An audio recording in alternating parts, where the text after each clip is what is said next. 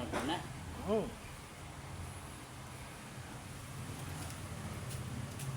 Yan po mga igan, ang paglalagay po ng truss washer, mga kapugi pala. Ang paglalagay po ng truss washer, ito pong may mga daanan langis yan, daanan po ng langis yan eh. Yan po ay sa may moving parts. Tulad po dito. Yan, ang paglalagay po niyan pag ganon. Yan. Para po pagka umiikot na to, dadaluyan po ng langis yan. Yan. Kailangan po pag ganyan ang lagay niyan. Yan.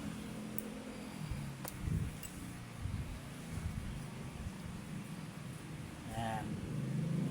Yan po. Ito po kasi ay moving parts niya yan. Yan. Yan. Ito pong block naka-steady lang yan eh. Kaya kailangan nakapaganyan siya. Yan. Pag ano ang forma niya yan.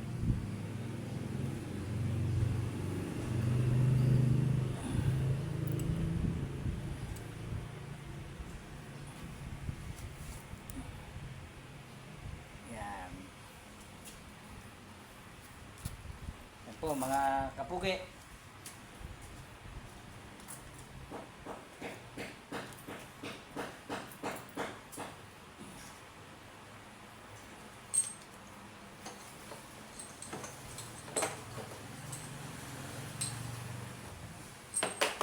Eh, dito yan sa ano, gitna.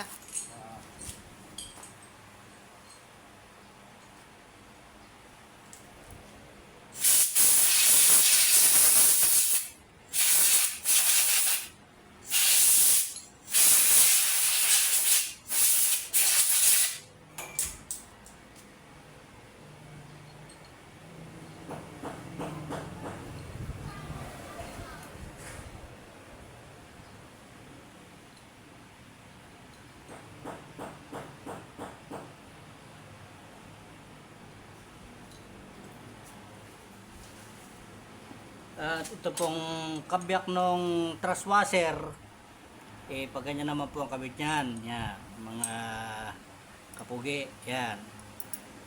Yan po. Isasabay niyo na ho sa yung pagkakabit niyan. Yan po kasi may lock na rito, nakalock na po rito yan sa gilid. Kaya kailangan sabay niyo na siya ipapasok. Lagyan niyo na po ng langis. Yan, para mas suwabe. Sabi nga. At kung wala naman pong langis, eh pwede na yung ano lang. Alam nyo na yun. Laway. Laway.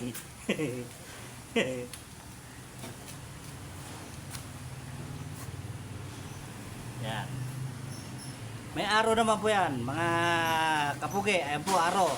Tres. Yan. Yan po, kabit niya. Yan. Oops. Yan.